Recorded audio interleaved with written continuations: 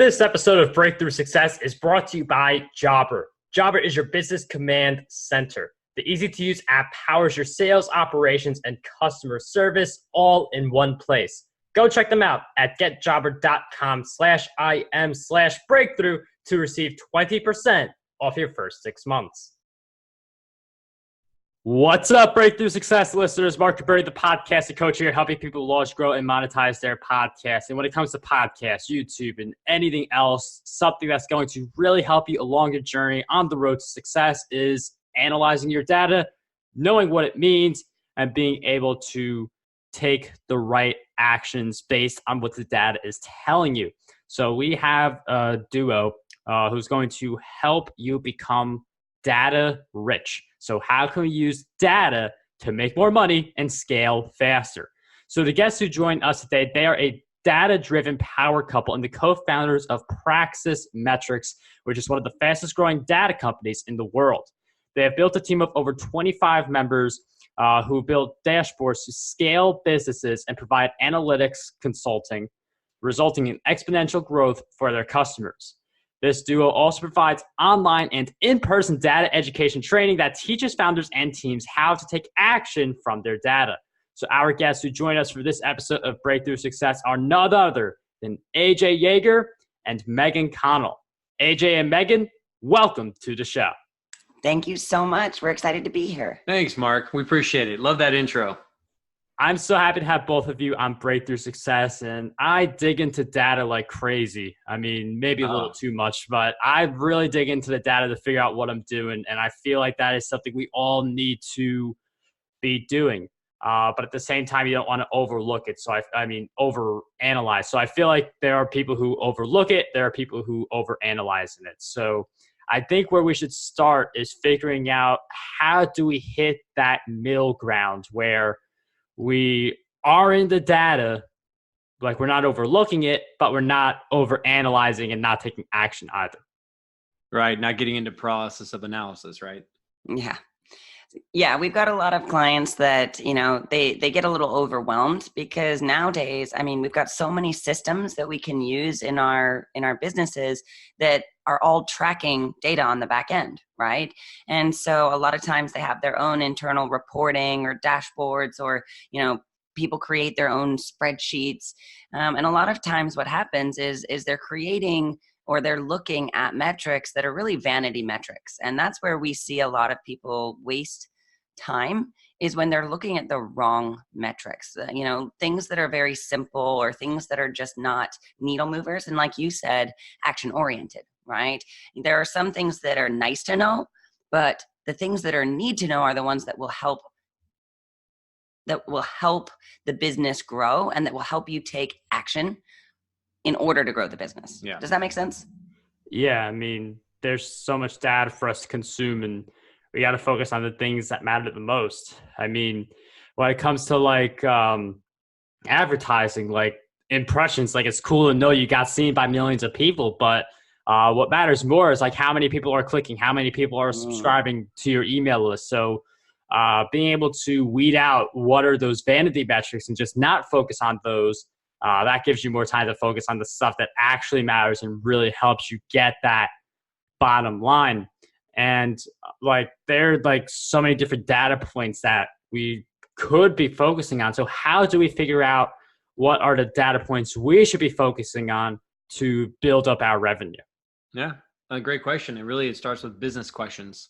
There's a lot of different business questions you can ask, and especially in different departments or different areas of the business, but it all starts with the business questions and then what are your business goals? And those two things at a high level really help focus everything so that then we can go down what we have kind of a 7-step process called metrics mapping we like to go through.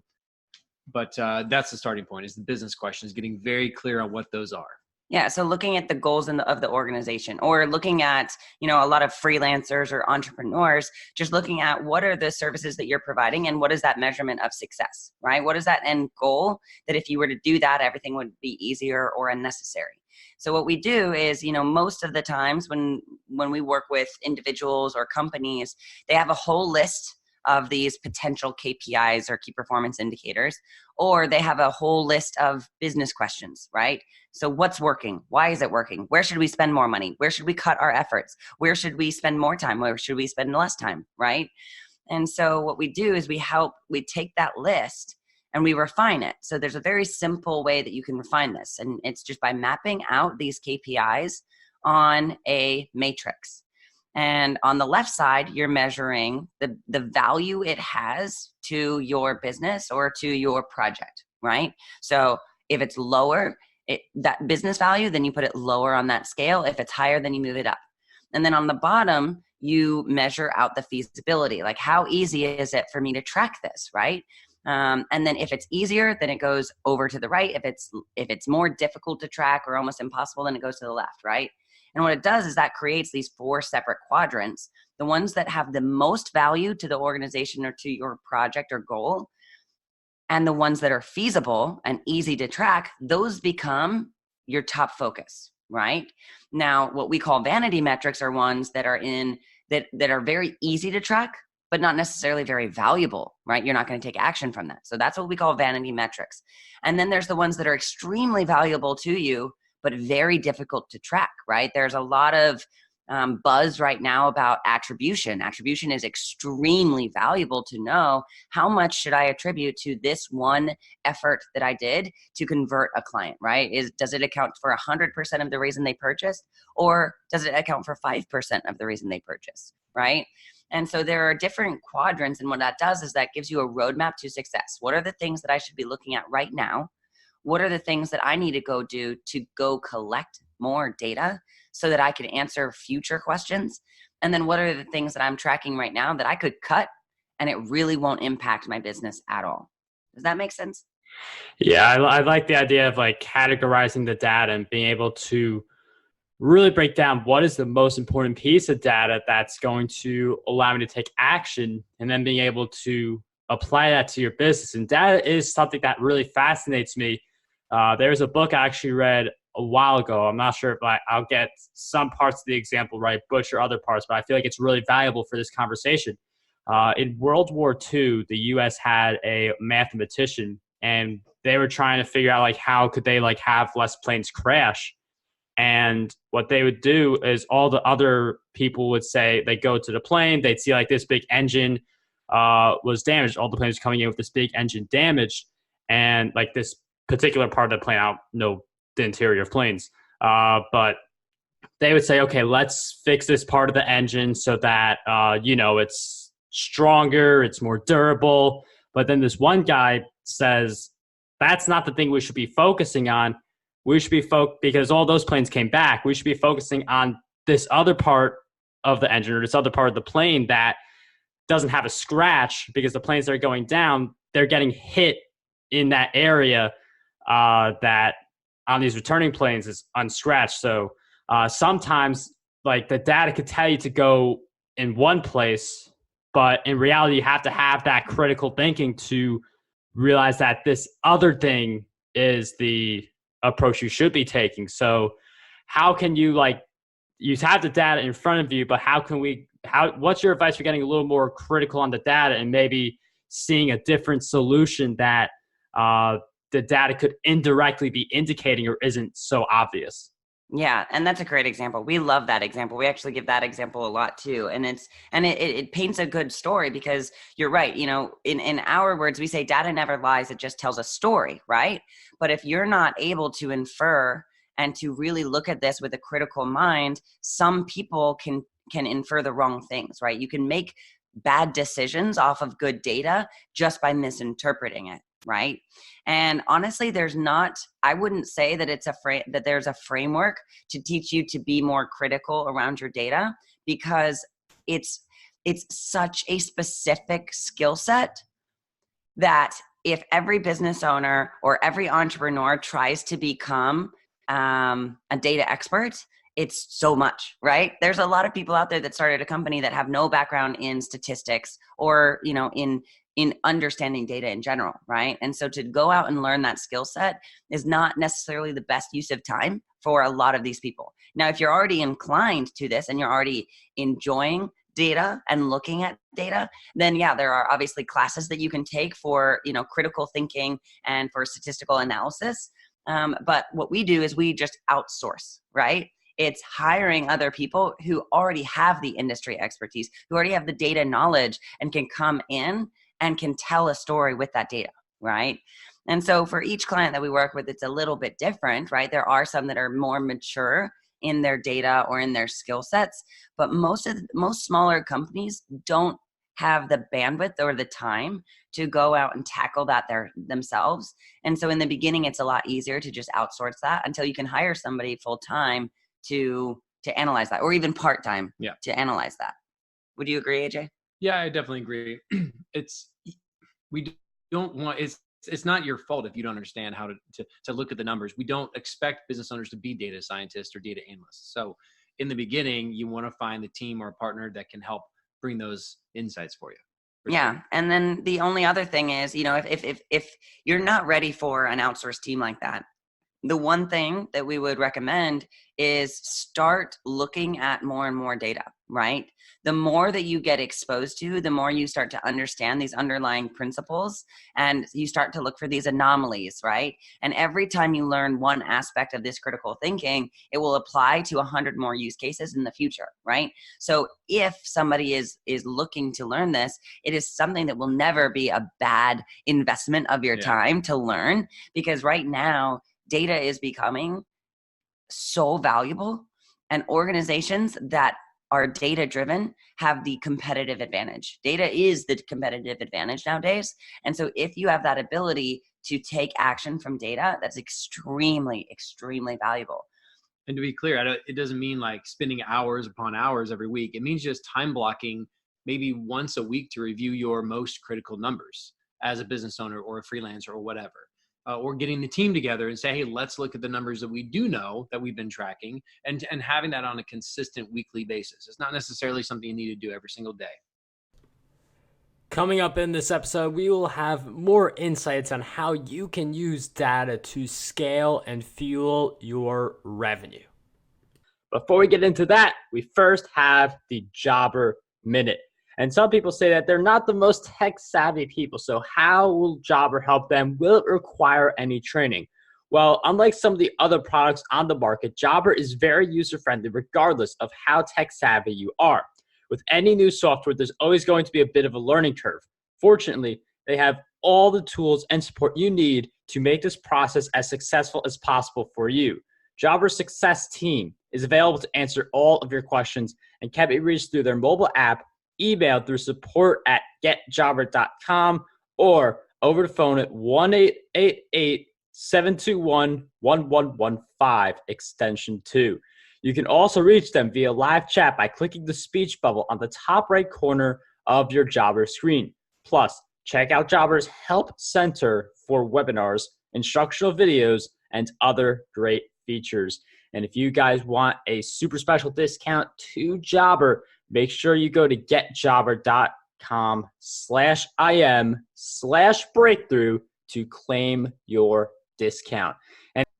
And data is very key, just being able to pick a time. Like, I like the idea of just blocking, because I feel like there are a lot of people who they will check their stats too much. Like, they'll get a little jolt of energy when they see them make an extra book sale or something like that. So I like the idea of blocking time for it. It's also good to mention, like, even if you data is something where, like, if you learn the skill and like being able to interpret it, it is useful. I mean, not just from a business point, but I know for me, like, when I'm running a marathon, I'll look back at past marathon times, look at splits, things like that. So it also applies to running, to so many other areas that go beyond business. But in business, data is like something really valuable to do. I mean, our duo knows it. Co-founders of Praxis Metrics, fastest growing data companies in the world. So they've seen a lot of data. They've helped a lot of companies grow through their data. But I want to have a little fun with this, because Praxis Praxis Metrics, my apologies, Praxis Metrics, fast growing data company. What were some of the key data points you used to fuel your company and make it one of the fastest growing data companies? Great question. So, I mean, it's one of those things where, as a data company, our goal is to also take action from our data, right? We are practitioners of what we preach. But like you said, sometimes, we get caught up in the micro view of things, right? We're managing individual projects, making sure they're on scope, making sure they're under budget, right? Things like that. And so a lot of times we need to, like AJ said, time block out specific time to look at the macro view, right? And look at this from a really holistic perspective rather than just the silos of our operations. So a specific example on this is, at the end of last year, we took a good 2 weeks and really analyzed the entire year, looked at all of the projects that we'd worked on, looked at what went well, what didn't went well, what we worked on, how profitable each project was, right? All of these different elements. And what we found was one specific number that was not where we wanted it to be. And it was really abysmal. And so we were really stressed out about it. And we were like, how can we change this? Because we didn't really know, the business was growing, everything was going well. But then when we took a step back, we realized that there was a big area of opportunity and waste. And we realized that we were one KPI away from exponential growth. And what that was we were writing off a lot of hours on our projects. We're very passion-based, very purpose-driven. And so when we get working on projects, our team gets excited and we get excited and we just want to over-deliver, right? That's something that we really pride ourselves in. And so what would happen is a client would pay us to do 50 hours of work and we'd end up working 75 or 100 and we wouldn't charge them for those extra hours, right? We just felt like we wanted them to have this great experience with us. And then what we realized was it was really impacting our overall profitability, right? And so all we needed to do was work with the team and say, hey, we've got one KPI that we're focusing on Q1 in 2019. And that is we are going to write off 0 hours. If we work for a project, if we work for a client, we are not working on anybody else. So they might as well pay us for our time, right? It's a simple exchange of energy. And just by having each team member be held accountable to how much time they were writing off for clients, it yielded like a 30% growth in just the profit margins, right? That allowed us to then hire 26 more people, right? And really expand. So when we work with all of our clients, we really, like you guys said, you don't necessarily have to look at the numbers day to day, but a lot of roles in organizations do. They need to look at that because on a day-to-day basis, they need to have insights and they have to know how to act. But from a holistic point of view, we want to make sure that everybody that we work with takes a step back and doesn't get caught up in just the minutia, but can also look from a 50,000 foot view at everything and how it all impacts each other, because you can see even bigger and more powerful correlations when you take the time to do that. And being able to take that 50,000 foot view, it is something that more of us need to be doing, but in a hustle and bustle and not really like side hustle and all this different stuff, like we forget to do that.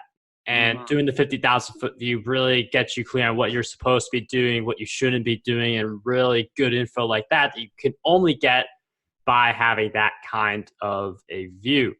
Now, one of the things based on like what we're hearing is that, I mean, you two, you have a business that is growing, that is still growing, that is taking on a lot of clients and is still growing. And I bring this up because a lot of people who I know who either I know them or I just like seen their content and they've said something like this, is that a lot of people, what they'll do is they'll be super light when it comes to themselves and standards, etc. Like if they feel tired, they won't do videos or something like that.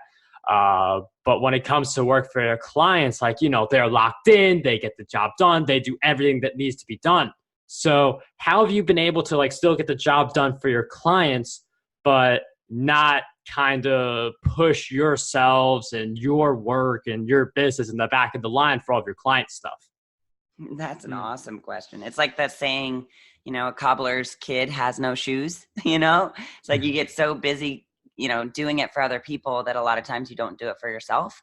And I think for us, it's making sure it's a priority and it's dedicating the time and the resources to that to make it a priority, right? AJ mentioned time blocking. We do that all the time. Yeah. put it on the calendar. Make sure that you have specific days of the month or time frames throughout the day that are already blocked off. You don't have client meetings, you don't touch your email, you don't touch anything else, and it's working on the business and not in the business, right? And so I think for us, the way that we do that is we've got dedicated team members that are focused on internal projects and dedicated ones that are focused on external, right? So that we're always moving forward on our initiatives as well, right? And that our data doesn't become secondary, even though a lot of times it does, because, you know, if a client's paying, then obviously it's kind of the trump card, right? But it's making sure that, you know, I think for us, especially, I think we did that for about a year where we put our data last. And then we realized after really deep dives that these sessions are so much more valuable than taking on 10 more clients. By understanding your data in your business, you can optimize the areas that are thriving, and you can eliminate the areas of waste, right? We increase profit margins by 30%, not by taking on 100 new clients. It was by fixing internal SOPs and internal processes that really had exponential growth. And that's where we see this shift from entrepreneurs to business owners, or from small companies to really thriving companies, is when they start to realize that their data is worth so much more than almost every other asset in the business. It's knowledge, it's wisdom. And if you're wise with where you spend your time, your money, and your efforts, everything gets easier. Yeah, that's a really great point, where you could increase your profit margin not by getting more clients, not by doing more calls. Those things help you get more revenue, but it's the systems you have in place that actually bring in the profit. Because if you get 10 clients each week, but each client they pay $1,000 a month to service them, it costs you $1,100 a month, you're at a losing proposition. You got to focus on the profit, which is what our duo here is definitely doing. But you got to really think about what those KPIs are. I mean, money should be one of the big KPIs you focus on, because money at the end of the day is like all the different parts of your business. The end goal is money of some sort. So having revenue in mind, but also having profit in mind is very vital. Yeah, that's the scorecard. Yeah. And then just being able to understand which customers or which projects are the ones to focus on. And usually it's less. Usually it's not, you know, starting a bunch of different things and seeing what sticks. It's using the data to say, look, if we just did this one or two things and focused on these, the rest of them will just go away. It's really that Pareto's principle in all of the kind of data analysis you're doing when you're talking about client work and stuff. So that's been really helpful for us, just to narrow in, do less, and make more. That's a big part of what we're trying to do. I mean, it's the whole Instagram example too, right? They build that company for a completely different use case and purpose. And then they found that the one thing that was working really well was the picture sharing, the photo uploading, right? And they pivoted, and that's what allowed them to scale. And we pivot all the time within our business, right? We have ideas. We want to go and do, lend ourselves to these new services, these new opportunities, right? And we'll go down all these different rabbit holes with our clients and explore these different things that we can provide for them. And then we analyze it and say, okay, so what is working, right? Should we do these pre-built? Should we do more custom? Should we do, right? And by looking at the data and seeing what's working for you as well as for the business, you can make those pivots that will allow you to really, really scale. In addition, another way that we use data, and that most of our clients, especially if you're working for other companies, if you're either outsourced or, an agency or a freelancer, data becomes the way that you share your value to those clients, right? It's an education that allows them to see your value and your worth. When they know that you've done these 300 hours of things, or you've yielded X amount of, right? All of these KPIs allow you to prove what you're worth to them. And if you can translate these numbers into a story, you become a vital piece of their organization, and they won't want to get rid of you because you're giving them such insight and such value, and they see what you're doing behind the scenes as well. Yep, those are some really great insights. Definitely a great way to cap off this episode. Just to, again, like those key themes, think about what's important to you, be able to measure, be able to stay locked in and focused on it, and the results can come your way. So AJ and Meaghan, our dynamic duo for this episode. Praxis Metrics will be in the show notes, but where are some other good places we can find you and follow your work? Yeah, praxismetrics.com. It's a great place to connect for all things. And then Meaghan and I are both on LinkedIn as well, Facebook and Instagram. But I'd say praxismetrics.com is the best place to go check out our blog, check out a lot of our free content, free videos that we have. And then if you ever want to talk data and you're a company that's growing and need some help with tracking to dashboards, just hit us up on the Talk to a Data Expert and get a free data strategy.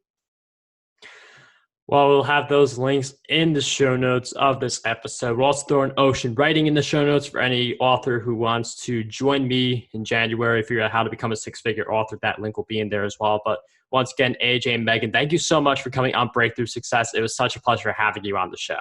Yeah, thanks for having us. It was fun. Thank you.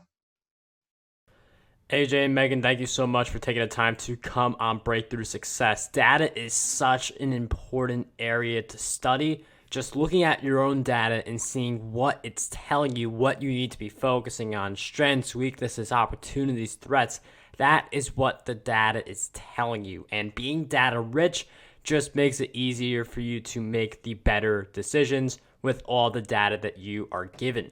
And speaking of the topic of being rich, that is going to be our focus in the next episode. Some people feel like it's not okay to be rich. Some people don't know how to do the mindset shifts that take them from where they are now to being rich and being happy with accumulating wealth, being healthy, and living a rich life. So we will be talking about that on the next episode of Breakthrough Success. Make sure you join us. In the meantime, if you did enjoy this episode, make sure you subscribe if you haven't already. And please consider leaving a quick review for the show, as those reviews certainly add up. But anyway, signing off, what I want you guys to do is to dream big, achieve greatness, and unlock your potential today. This episode of Breakthrough Success was brought to you by Jobber. Jobber is your business's command center. The easy-to-use app powers your sales, operations, and customer service all in one place. Start a free trial or sign up today to receive 20% off your first 6 months over at getjobber.com/im/breakthrough.